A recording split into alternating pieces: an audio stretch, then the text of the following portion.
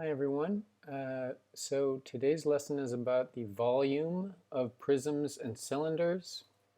We haven't actually talked about the word volume, um, but it is similar to the idea of area that we talked about. So flat shapes have a certain amount of area that they take up, kind of space on a flat surface, and then three-dimensional solids take up volume. So we think about how much space is contained within three-dimensional space is contained within a solid shape. I am just getting this into presentation mode, so sorry about that. Our objective is to discover the formulas for finding the volumes of prisms and cylinders. And what's nice is that if we think of the volume formula as sort of something really general, it's the same for prisms and cylinders.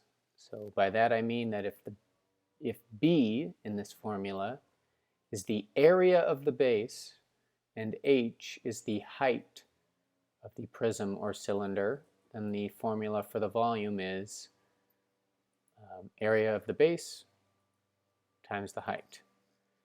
Okay? So the important thing here is that the area of the base can, what formula you use to figure that out depends on what shape your base is. For a cylinder, the base is going to be a circle or a sector.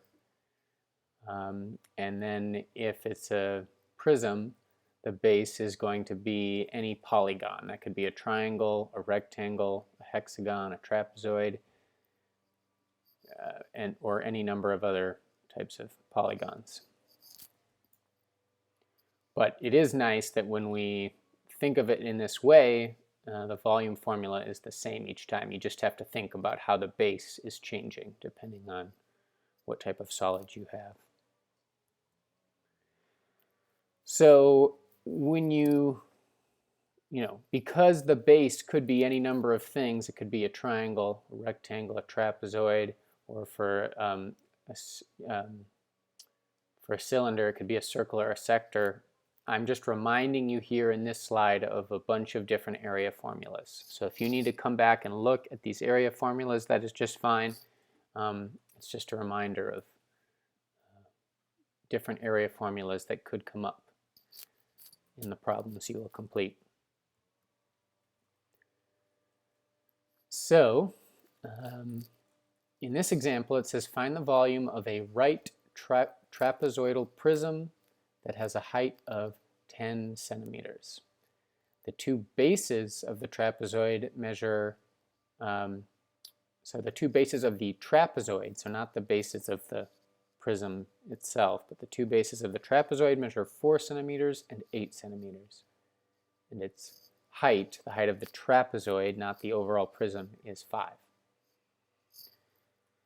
So just to remind you in the first place, how do we decide which things, like which side is the base or which face is the base? If there are two sides that aren't like the others, those are the bases. So these two trapezoids on this end and then on this end. So, and then these other faces, these are like the lateral faces, they're all just rectangles. There's a rectangle here, rectangle on the bottom, rectangle over here. And it is important to keep a distinction between, the base for the trapezoid and the base for the overall prism, and the height of the trapezoid and the height of the overall prism. So 5 is the height of the trapezoid, but 10 is the overall height of the prism because that's the distance between the two bases. So how do we go about this? Well, we're going to use our formula of base area times height, but our base area we're going to find using the formula for a trapezoid because the base is a trapezoid. So here are some steps. Find the area of the base first. So base area, the formula for the base area of a trapezoid is 1/2 times height times, and then in parentheses, base 1 plus base 2. So they told us that the height of the trapezoid was 5, and it's shown right here as well. That's why we plug in 5 for the height of the trapezoid. And then the two bases of the trapezoid are this 8 here, that's one base of the trapezoid, and this, which is 4, just like this 4 back here. This is also 4. So 4 and 8 are the two base lengths of the trapezoid. 4 plus 8 is 12. Then we multiply this out, so 12 times 1/2 is 6, 5 times 6 is 30.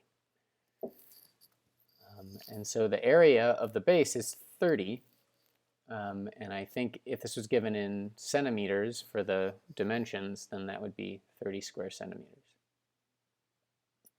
Now the volume. We use the formula we learned earlier. Volume is the base area, which we just found, times the height. So we found the base area to be 30. The height of the overall prism is 10. So 30 times 10 gives us 300. The volume is 300 centimeters cubed. Notice that the units are centimeters cubed. That is like a unit that you would use for volume. It wouldn't have to be centimeters. It could be inches cubed, feet cubed.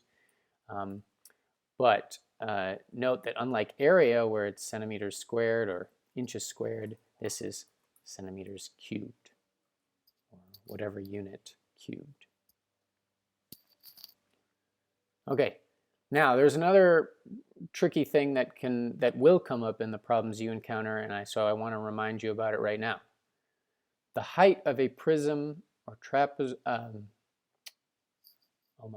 that's supposed to say the height of a prism or a cylinder is perpendicular to the base. So I will resume the slideshow.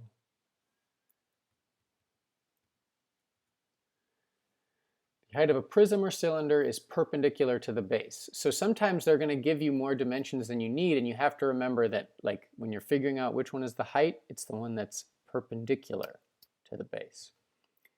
So for instance, when they say find the volume of an oblique cylinder that has a base with a radius of 6 inches and a height of 7 inches, the key thing to keep in mind, I guess they tell us the height is 7, but you might wonder, if you weren't told, if 9 might be the height of the cylinder, but that's not the height. The height has to be perpendicular to the base, and this marks this as perpendicular to the circular base.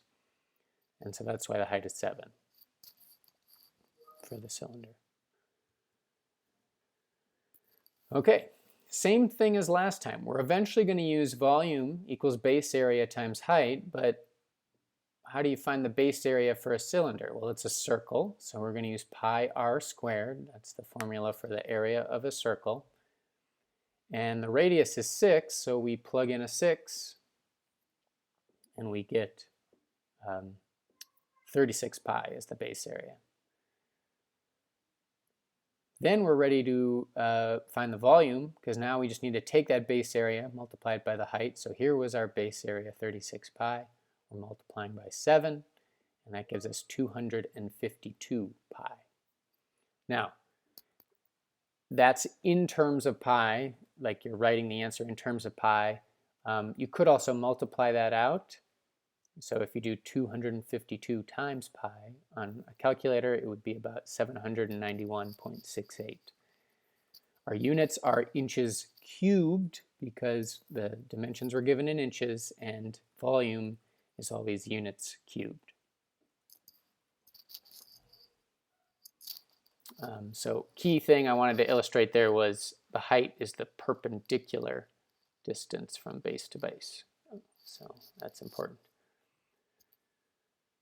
Okay, one last example, and they are not as nice in this one. They don't give you a picture. So it says find the volume of a semicircular cylinder with a radius of 8 centimeters and a height of 12 centimeters. So I said that a cylinder could have a base of a circle or a sector. This is a sector, like a half of a circle is a sector. It's not a full circle. So if we wanted to find the base area, we use the area for a sector, which is the, like, A is the central angle here, and then R is the radius. A semicircle has 180 degrees, so I plug in 180 for A. And then the radius, they told us, was 8, so I plug in 8 for the radius. And this comes out to 32 times pi for the base area, 32 times pi centimeters squared. Then, for volume, same formula we've been using the entire time, base area times height. This was our base area. They told us this was the height. And so this comes out to 384 times pi centimeters cubed. That's the last slide. And there's going to be an exit ticket like usual. If you need a reminder about the area formulas, come back to these slides, look at them. I will post these slides too. And then just remember that the volume for a cylinder or a prism is just this base area times height. Okay. Good luck, everybody. Let me know if you have questions. Email me. And I'll have another lesson later this week. Bye, everyone.